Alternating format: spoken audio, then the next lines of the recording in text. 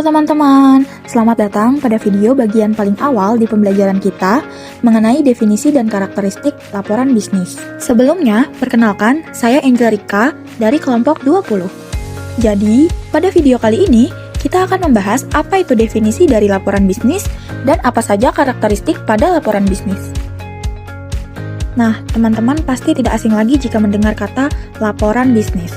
Tapi, kira-kira apa sih laporan bisnis secara teori? Jadi, ada beberapa para ahli yang mendefinisikan apa itu laporan bisnis. Yang pertama, menurut Herta Amurpi dan Herbert W. dalam bukunya yaitu Effective Business Communication, mereka memberikan definisi tentang laporan bisnis atau business report sebagai suatu laporan yang memiliki sifat netral, tidak memihak, memiliki tujuan yang jelas, dan rencana penyajian fakta kepada seseorang atau lebih untuk tujuan bisnis tertentu. Sedangkan, menurut Hans Reed dan Betty dalam bukunya yang berjudul Business Communication, mendefinisikan laporan bisnis sebagai penyampaian informasi dari suatu bagian organisasi atau dari suatu institusi atau lembaga ke lembaga yang lain. Hal ini untuk membantu pengambilan keputusan atau pemecahan masalah.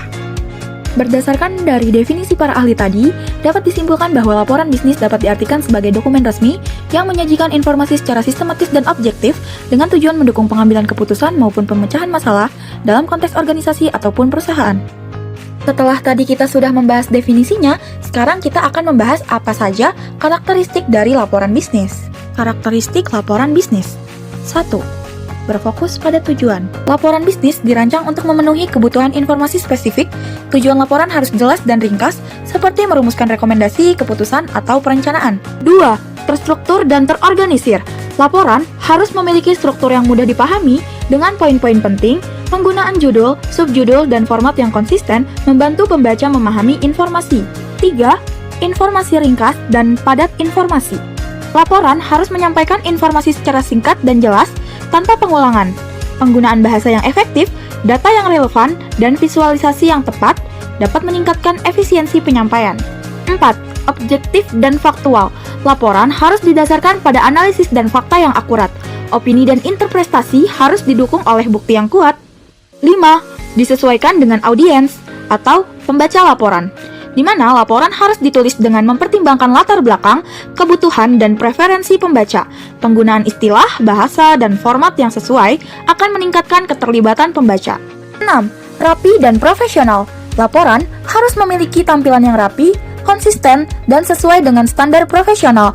Penggunaan desain visual yang efektif dapat meningkatkan daya tarik untuk membaca laporan bisnis. Dengan memperhatikan karakteristik ini, laporan bisnis dapat menjadi alat komunikasi yang efektif dan mendukung pengambilan keputusan yang tepat di dalam organisasi. Setelah kita memahami definisi dan karakteristik laporan bisnis, sekarang mari kita lihat bagaimana laporan ini diterapkan dalam praktik nyata. Untuk itu, kita akan membahas studi kasus mengenai perbedaan laporan bisnis pada UMKM dan laporan bisnis pada perusahaan publik. Terdapat beberapa poin yang menjadi pembeda antara laporan bisnis perusahaan publik dengan UMKM. Di antaranya yang pertama yaitu tujuan penyusunan, di mana UMKM membuat laporan bisnis untuk kebutuhan internal seperti mengatur arus kas, menilai keuntungan, dan membantu pemilik mengambil keputusan sehari-hari. Sedangkan perusahaan publik, mereka menyusun laporan untuk memberikan informasi kepada berbagai pihak eksternal, termasuk investor, pemegang saham, dan regulator. Laporan harus formal, transparan, dan mematuhi standar akuntansi yang telah ditetapkan. 2. Format dan struktur. Laporan UMKM pada umumnya lebih sederhana, mencakup catatan pengeluaran dan pemasukan, persediaan stok, laporan laba rugi, dan pencatatan hutang piutang. Penyajiannya pun juga fleksibel, dapat dilakukan secara manual atau dengan Excel.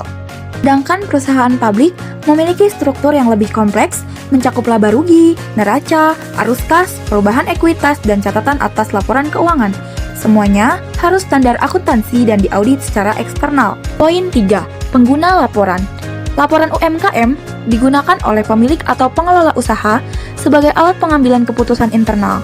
Sedangkan laporan perusahaan publik digunakan oleh banyak pihak, termasuk investor, pemberi pinjaman, analisis, dan regulator. Informasi ini juga penting untuk menjaga transparansi dan akuntabilitas perusahaan. Dari perbandingan ini, bisa kita lihat laporan UMKM lebih fleksibel dan sederhana, sedangkan laporan perusahaan publik lebih formal dan detail, serta pemangku kepentingan yang berbeda-beda. Namun, dua-duanya punya fungsi penting sesuai kebutuhan bisnisnya. Yang jelas, laporan yang baik akan membantu bisnis bertumbuh sehat. Nah, jadi gimana nih? Menurut kalian, UMKM perlu nggak sih belajar laporan bisnis ala perusahaan publik? Tulis komentar kalian di bawah ya.